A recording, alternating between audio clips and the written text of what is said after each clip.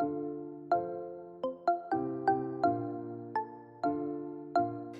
there everyone, and welcome back to another baking, cooking video Disney thing. copycat recipe. That's probably a better way to put it than I did. If it's your first time joining us, I'm Stuart. And I'm Joelle. And we're 2Max Try. I want to thank you for taking the time to watch our videos and subscribing and liking and commenting and all that good stuff. All that fun stuff. As always, you can check out our social media, which will show up at the bottom of the screen there. Check us out on Instagram, check out our website and our Facebook group and all that fun stuff that's going on. Today we've got an interesting one. Yeah. We did get a chance in our last trip to Disney to try this specific snack, and if I was on my list. Find the footage, I'll put it in here. Joelle really wanted to get the Cheshire Cattail. What is this? It's basically like a chocolate croissant with icing on top. Right. It's like a croissant that's been twisted with chocolate in it. Yeah, so we're gonna give that a try here. I think you'll like it. It's croissant and chocolate. Like, how could that be bad? If not, it's delicious. She says with her mouth full. She says with her mouth full. That's yummy. I've heard it described as the sum of it is greater than its parts, and that's very true, I think. It is good. Yum. Yeah. It's not a flaky croissant. It's kind of dense, but... Not in a bad way. Not in a bad way. It's a sweet breadstick. Yeah. Is what it is. Who can get mad at that? Yeah. So the chocolate is nice. The croissant's nice. Yeah, I would definitely recommend giving it a try. I'd get it again. You said you gave it like a 9. Oh no, I said I'd get it again. Oh, you'd get it again. I'd give it an 8. I think I'll give it a 7. It's pretty good. So you can check that out, what we thought of the Disney version. Yeah. But today we're going to be working on the Cheshire Cattail. Yeah, this is normally at the Cheshire Cafe, which I think is near the teacups in Magic Kingdom. I think that's right. But right now that's closed due to all the COVID stuff. But you can still get the Cheshire Cattail at I should have looked this up before we started the video. Something Rays. Cosmic Rays Starlight Cafe. Yeah. Yeah, so we went there to eat one of the days we were at Magic Kingdom, and this was on my list of we need to try. Yeah. Yeah, so there's not a whole lot to this recipe. No. It seems like there's more. What we're doing is I found a bunch of recipes online. Some of them were just like, take puff pastry and put chocolate in it and bake it. But this one had the added step of putting like a pastry cream or like a pudding kind of in the middle. So we're gonna make our own pastry cream first and then put together the Cheshire Cattail. Was there a pastry cream in the one we had? I have no idea, but this recipe says there is and I wanted to try it. Okay, so this is most likely copycat plus. So it's what Joelle seemed interested in. That's right. When Joelle picks the recipes, you don't get a say. I guess that's true. So I guess at this point we're going to turn it over to putting this thing together, right? Yeah, we're gonna make the pastry cream, and I believe it has to go in the fridge for a little bit. Hold on, let me look through my recipe. Yeah, so it has to chill in the fridge for a little bit. So our first step will be making the pastry cream. We'll put it in the fridge for like half an hour, and then we'll be back to build the Cheshire Cattail. All right, well, let's turn it over to combining and cooking the pastry cream. All right. For the pastry cream recipe, you will need 300 milligrams of milk. It says half a vanilla bean pod. I don't have that, so we're just using vanilla extract. You need 1 whole egg and 1 egg yolk, 75 grams of granulated sugar, and 20 grams of cornstarch.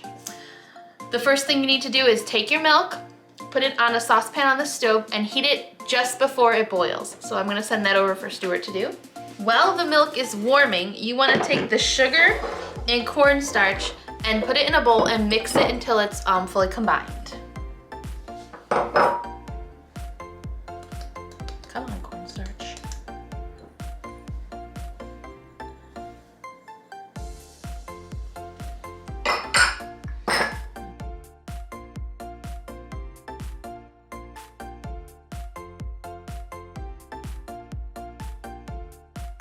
And once that's fully mixed, you want to add your egg and your egg yolk and whisk again until creamy and smooth.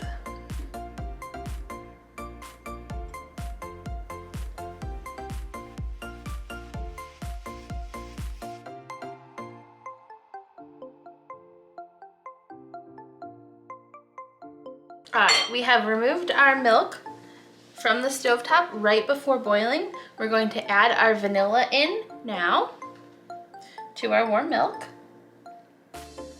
And then we are gonna slowly add a little bit of the milk at a time to our egg whites. This is called tempering. So we don't want the egg whites or eggs to become scrambled eggs. We want them to heat slowly so it all incorporates. Are you ready? You don't know what I want. Do you want scrambled eggs? I want scrambled eggs. No, you don't. So we're just gonna do a little bit at a time and whisk continually.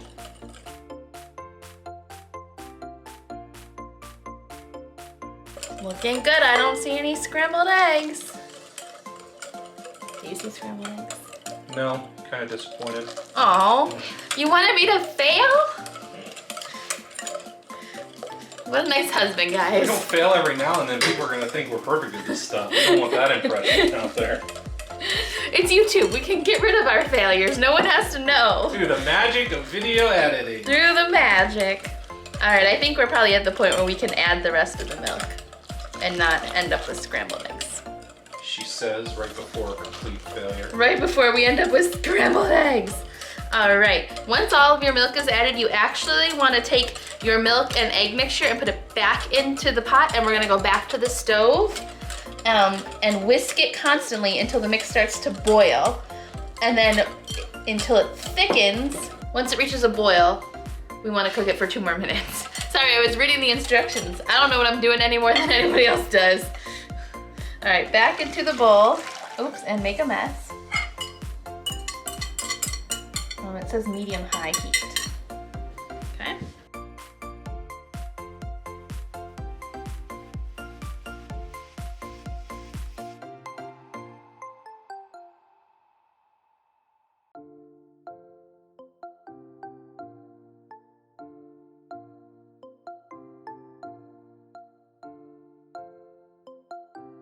Is it supposed to I think thicken up? Yeah, I think that's boiling, Stuart. Now it's boiling. Is it supposed to thicken? Yeah, it's supposed to all of a sudden get really thick, and you're supposed to keep whisking. It says remove. Oh, that's the next step. For 2 minutes, right? Suddenly it will get very thick, so it's really important to keep stirring constantly. Once it reaches a boil, continue to heat about 2 more minutes to make sure all of the starch cooks well.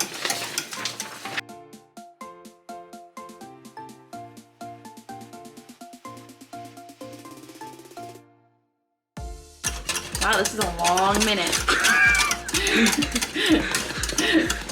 There we go. When you're whisking for a minute, it seems forever. It smells really good. It smells like pudding. If we want to be fancy, we can call it creme pâtissier like the French do. Okay. You had to come back for that, I'm curious. I didn't. You didn't? Oh, no. Okay. I was trying to think of how to phonetically pronounce it without sounding inappropriate, and I just decided against that.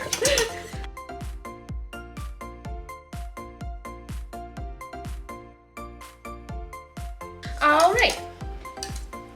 Now that now that Stuart's whisked his arm off, what we're gonna do is we're gonna put the creme pâtissier custard into a flat bottom pan. We're gonna cover it with plastic wrap so the plastic wrap touches the pudding so that it doesn't get a skin on it, and we're gonna put it in the fridge until it's cool.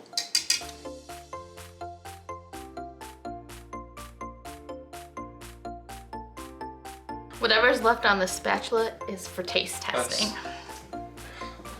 Fine looking gravy.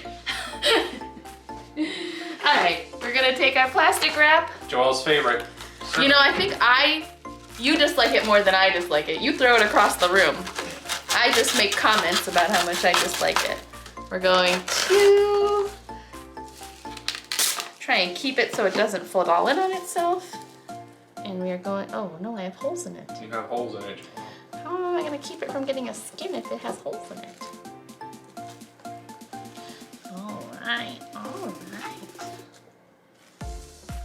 Oh, that is hot, hot, hot. All right, now we're gonna put this in the fridge for about half an hour and we'll be back. A few moments later. So the next step, now that our pastry cream has come out of the fridge and is cooled enough to use, we are going to take, we're cheating, puff pastry. You can use chocolate chips, but I just used semi-sweet baking chocolate, and that's gonna be our chocolate for the middle. And then we have 1 egg cracked with a little bit of water for our egg wash. Let's build our Cheshire Cattails. We're gonna take our puff pastry, store-bought puff pastry, we're gonna unfold it. First thing we're gonna do is take our pastry cream. Look at how thick that got. And we're gonna spread that all over our puff pastry.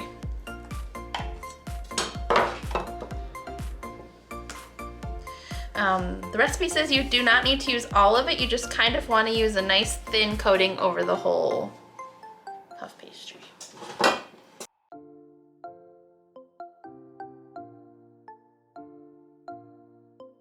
The nice thing about this pastry cream is it gives something for all the chocolate chips to stick to. And then we are going to sprinkle it all with chocolate chips or our chocolate chunks. Whatever you have is fine. I like getting all the little shards of chocolate so you have chocolate in every bite. Okay, and then we're gonna take our second sheet of puff pastry and we are going to put it over top of the first one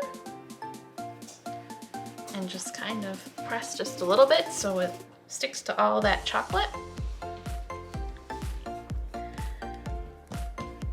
And then we are going to cut it into 6 strips.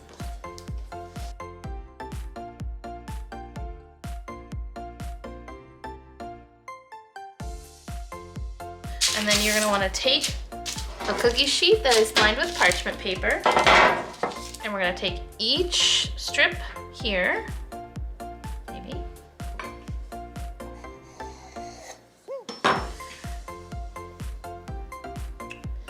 and then before we put it onto the baking sheet, we're going to twist it a couple times.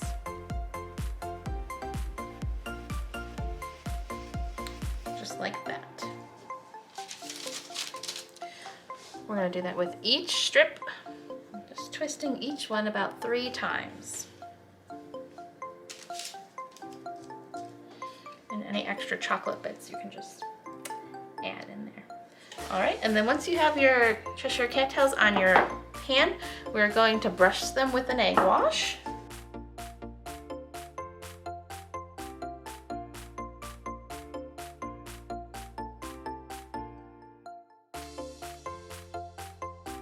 And then they will go into a 400-degree oven for about 20 minutes or until they're golden brown. More moments later. All right, here they are right out of the oven. We are going to let them cool and then we will make the glaze. Later that same evening. All right, the last step in our Cheshire Cattail making saga is to make the glaze. I'm sure you see the picture, or if we put it in the video beforehand, that it normally has a glaze of pink and purple, like drizzled over the top. So we're gonna make that now. And all that is powdered sugar and milk. We're out of milk, so I'm using heavy whipping cream because you gotta use up the stuff in your fridge, right? So we're gonna, I'm not even really gonna measure. Sorry guys. We're gonna dump that much powdered sugar, as well as the stuff on the counter. It's for aesthetics. And then we're going to dump that much. And then we're gonna stir. Then we're gonna whisk. And if it's a little too thick, we'll add more milk. If it's a little too thin, we'll add more powdered sugar. Ah, that was nowhere near enough milk. All right, that looks pretty good, I think. What I'm gonna do is I'm gonna turn it all pink and then take out what I need for the pink and then turn it into purple. And then when I said pink, I meant pink, apparently. It's like flamingo pink. Holy pink, Batman. That's what I always say. All right, so let's take half of that and we'll put it in this pastry bag.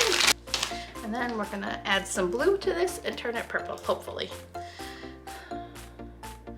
If I remember right from my homeschool days, pink and blue make purple. Well, red and blue make purple. But that's okay. Looks like purple to me.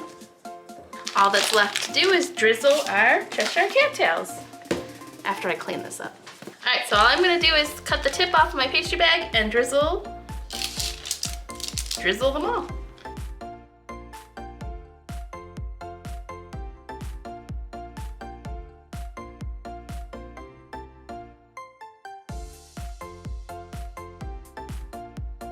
Now when these are served, at least when we got it, they're served warm, right? I think so. Yeah. So what we're gonna do is we're gonna let it cool a little bit and let the icing harden a smidge, and then we're going to taste it. I'm so excited. I gotta say, they look pretty similar to what I remember at Disney. Right? So. And I've been munching on that pastry cream while these have been baking. It's delicious. So good. All right, we'll be back in just a few minutes. All right, so we're back and ready to give these a try. I'm so excited. They look so good. Yeah, you'll see footage there of what they turned out to look like. And so, let's do this. Yeah. It's the only thing left. Only thing left is to taste. Oh my goodness gracious. All right. Cheers. Here we go.